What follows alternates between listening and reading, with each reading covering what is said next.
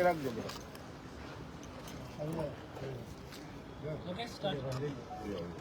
Okay જી હું મારા અંગત કામ અર્થે વીઆર મોલ જઈ રહ્યો હતો. હું વીઆર મોલ જઈ રહ્યો હતો ત્યારે પર્વત પાટિયા જે સેમી સર્કલ 15 ઓફિસ છે એની બાજુમાં બીઆરટીએસ કોરિડોરની અંદર એક બ્લેક કાચવાળી નંબર પ્લેટ વગરની ગાડી ઊભી હતી. તો એ સમયે જ જો ડીજીપીસીનો એક પરિપત્ર છે કે કોઈ પણ વ્યક્તિએ કાળા કાચમાં પોલીસ કર્મચારીએ નંબર પ્લેટ વગરની ગાડી રાખવી નહીં. એમ છતાં ડીજીપીના પરિપત્રોને કોઈ ગાંઠતા નથી, કાળા કાચવાળી ગાડીઓ નંબર પ્લેટ વગરની ગાડીઓ રાખે છે. તો એ બાબતે મને થોડી શંકા કે આ ગાડીમાં કંઈ પણ હોઈ શકે. તો આપણે ગાડીમાંથી ઉતર્યા અને એ ગાડીની સામે જઈ અને મેં મારી પોતાની સલામતી માટે ફેસબુક લાઈવ વિડીયો ચાલુ કર્યો. કારણ કે કોઈ પણ ઘટના આની પહેલાં મારી ઉપર હુમલો થઈ ચૂક્યો છે એટલે મારી સાવચેતીના ભાગરૂપે મેં ફેસબુક લાઈવ ચાલુ કર્યું અને કેમેરા લઈ અને ગાડીની સામે ગયો. તો સૌપ્રથમ તો જે ગાડી ચલાવનાર વ્યક્તિ છે એને ગાડી ચડાવવાનો પ્રયત્ન કર્યો મારા ઉપર. ત્યારબાદ એ ગાડીમાંથી ઉતર્યો અને મારી ઉપર ઉગ્રતાથી ઉદ્ધતાઈ વર્તન કરવામાં આવ્યું. પોતાની ભૂલ સ્વીકારી અને કાળા કાચ અને નંબર પ્લેટ વગરનો દંડ ભરવાને બદલે એ વ્યક્તિ મારી ઉપર મન ફાવે એમ બોલવા માંડ્યો. આ સમયગાળા દરમિયાન મને મારા જાનનું જોખમ લાગ્યું એટલે મેં 100 નંબર કંટ્રોલ રૂમમાં પણ ફોન કર્યો. કંટ્રોલ રૂમમાં કોઈએ ફોન ના ઉપાડ્યો. પછી ટ્રાફિક ડીસીપી શ્રી અનિતાબેન વાનાણી છે એમને પણ ફોન કર્યો, એમને પણ ફોન રિસીવ ના કર્યો. પછી પાછો 100 નંબરના કંટ્રોલ રૂમમાં ફોન કર્યો, તેમ છતાં કોઈ ફોન રિસીવ થયા નહીં. છેવટે આખરે કોઈ ઓપ્શન ના બન્યો એટલે મેં ટ્રાફિક હેલ્પલાઇન નંબરમાં ફોન કર્યો. એમાં જાણ કરી કે આનો દંડ લેવામાં આવે કાળા કાચ નંબર પ્લેટ વગરનો. તો ત્યાં પણ કોઈ ઓફિસર ઘટના સ્થળ પર આવ્યું નહીં. સ્થળ ઉપર એક એએસઆઈ હાજર હતા, એમને પણ રજૂઆત કરી. સિસ્ટમની નફટાઈ જોજો તમે કે એમને પણ રજૂઆત કરી તો એમ છતાં એ ઘટનામાં ઇન્વોલ્વ ના થયા અને એ દૂર ભાગતા રહ્યા. આ જે વ્યક્તિ છે જે ગાડીમાંથી ઉતર્યો હતો એને ફોન કર્યો, બીજા 3 ઈસમોને બોલાવ્યા. એ 3 ઈસમો આવ્યા અને પથ્થર લઈ અને અમારી ઉપર તૂટી પડ્યા.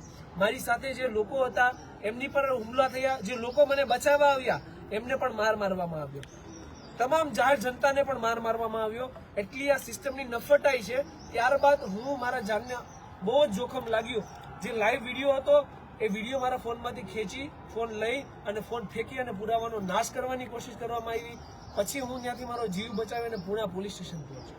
અને હજુ તમે જુઓ કે આ લોકોની ક્રૂરતાનો કોઈ અંત જ નથી. હું પુણા પોલીસ સ્ટેશન પીએસઓમાં ગયો. પીએસઓમાંથી પછી મને ઇન્વેસ્ટિગેશન રૂમમાં મોકલવામાં આવ્યો.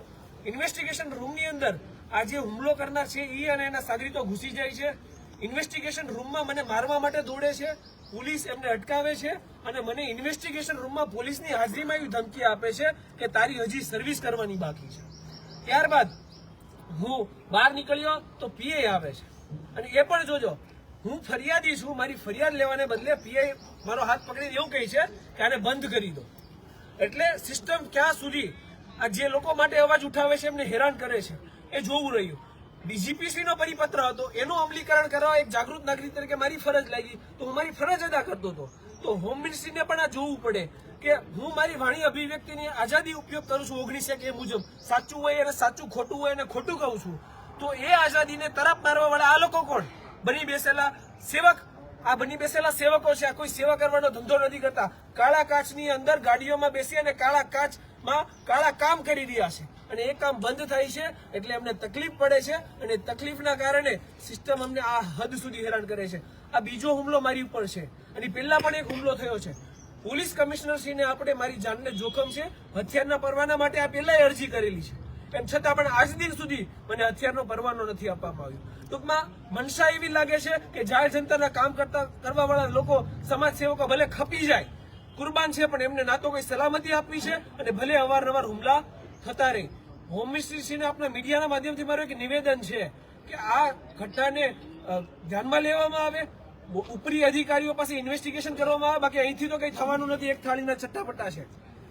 ઇન્વેસ્ટિગેશન કરવામાં આવે, સખ્ત ઇન્વેસ્ટિગેશન થાય, એમાં સખ્ત કાર્યવાહી થાય તો આ લોકોની જે એટલી હિંમત વધી ગઈ છે કે પોતે એક તો ખોટું કરો અને ખોટું કર્યા પછી હુમલો પણ કરો, આના ઉપર અંકુશ આવે. બાકી આ લોકો અનકન્ટ્રોલેબલ છે. અત્યારે હમણાં તમારા પર હુમલા કરવા વાળા વિરુદ્ધ કઈ કાર્યવાહી કરવામાં આવી? હાલ આપણે પોલીસ સ્ટેશન આવ્યા છીએ અને 2 થી 2.5 કલાકના સમય બાદ આપણી ફરિયાદો નોંધવામાં આવી છે.